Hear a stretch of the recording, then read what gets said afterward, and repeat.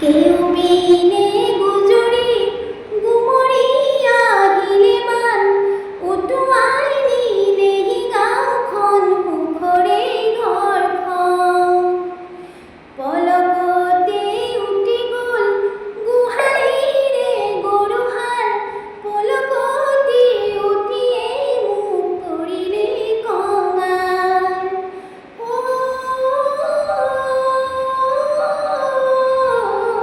উটুৱাই নিলেহি গাঁওখন সুখৰে ঘৰখন।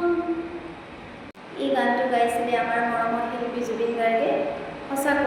সঁচাকৈ এনেকৈ গুজৰি গুমৰি আহি প্ৰতি বছৰে আমাৰ অসমখনত বিস্তৰ ক্ষতি সাধন কৰে। সেয়েহে ভগৱানক চৰণত